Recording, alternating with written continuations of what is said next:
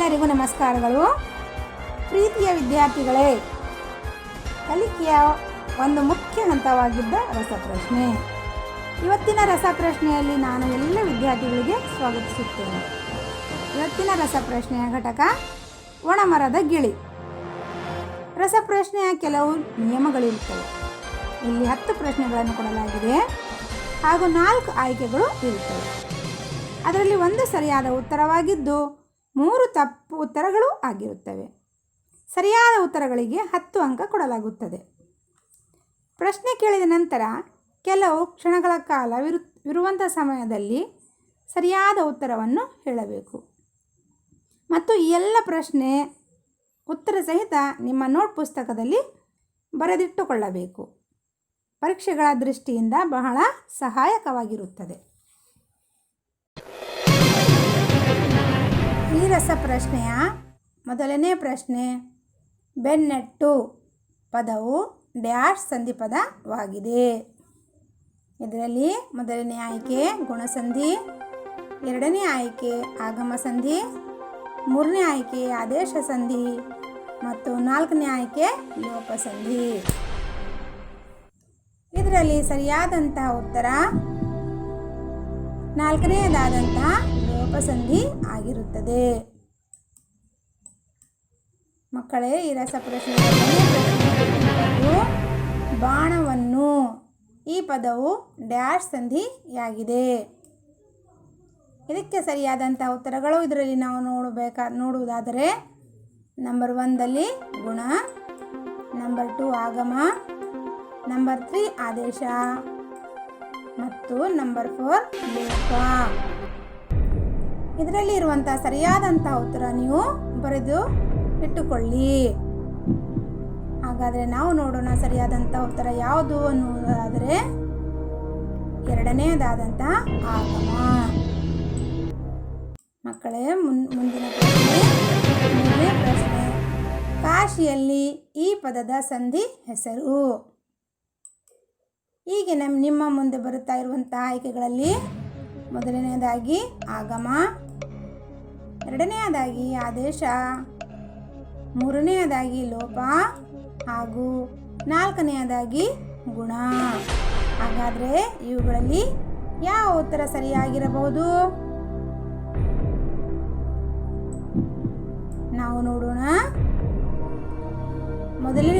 ಆಗಿರುವಂಥ ಆಗಮ ಸರಿಯಾದಂಥ ಉತ್ತರ ಆಗಿರುತ್ತದೆ. ಈಗ ಬರುತ್ತಾ ಇದೆ 4ನೇ ಪ್ರಶ್ನೆ, ಪರಹಿತ ಇದರ ವಿರುದ್ಧ ಪದ. ಇದಕ್ಕೆ ಸರಿಯಾದಂಥ ಉತ್ತರ ನಾವು ನೋಡೋಣ. 4 ಉತ್ತರಗಳಲ್ಲಿ ಮೊದಲನೇದಾದಂಥ ಸ್ವಹಿತ, ಎರಡನೆಯದಾದಂಥ ಹಿತ, ಮೂರನೆಯದಾದಂತಹ ಸ್ವಾರ್ಥ ಮತ್ತು ಕೊನೆಯದಾಗಿ ಕೊರತೆ. ಬಹಳ ಸರಳವಾದಂತಹ ಪ್ರಶ್ನೆ. ಇದರ ಉತ್ತರ ನೀವು ನೋಡಿದ್ದೀರಾ? ಹಾಗಾದರೆ ಸರಿಯಾದಂಥ ಉತ್ತರ ಯಾವುದು ನೋಡೋಣ ಬನ್ನಿ. ಮೊದಲನೇದಾದಂಥ ಸ್ವಹಿತ. ಹಾಗಾದರೆ ಮುಂದೆ ಬಂದಿದೆ 5ನೇ ಪ್ರಶ್ನೆ, ವರ್ಷ ಪದದ ತದ್ಭವ ರೂಪ. ಇವುಗಳಿಗೆ ಆಯ್ಕೆ ಇರುವಂಥದ್ದು ಮೊದಲನೇ ಆಯ್ಕೆ ವರ್ಷ, ಎರಡನೇ ಆಯ್ಕೆ ವರುಷ, ಮೂರನೇ ಆಯ್ಕೆ ವರುಷ ಮತ್ತು 4ನೇ ಆಯ್ಕೆ ವರುಷ. ಇದರಲ್ಲಿ ಸರಿಯಾದಂಥ ಉತ್ತರ ಬರೆದಿದ್ದೀರಾ? ಈಗ ನಿಮ್ಮ ಮುಂದೆ ಬಂದಿದೆ ಸರಿಯಾದಂಥ ಉತ್ತರ 4ನೇದಾದಂಥ ವರುಷ ಆಗಿರುತ್ತದೆ. ಇಲ್ಲಿ ಬಂದಿದೆ 6ನೇ ಪ್ರಶ್ನೆ, ಜನ್ಮ ಪದದ ತದ್ಭವ ರೂಪ. 4 ಆಯ್ಕೆಗಳಲ್ಲಿ ಮೊದಲನೆಯದಾದಂಥ ಜನ್ಮ, ಎರಡನೇ ಆದಂಥ ಜನುಮ, ಮೂರನೆಯದಾದ ಜೀವನ ಹಾಗೂ 4ನೇದಾದಂಥ ಜನಕ. ಬಹಳ ಸರಳವಾದಂತಹ ಪ್ರಶ್ನೆ. ಇದರಲ್ಲಿ ಸರಿಯಾದಂತಹ ಉತ್ತರವಾಗಿರುವಂಥದ್ದು ಎರಡನೆಯದಾದಂತಹ ಜನ್ಮ. ಈ ರಸಪ್ರಶ್ನೆಯ 7ನೇ ಪ್ರಶ್ನೆ ಬಂದಿದೆ ಸಿರಿ ಪದದ ತದ್ಭವ ರೂಪ.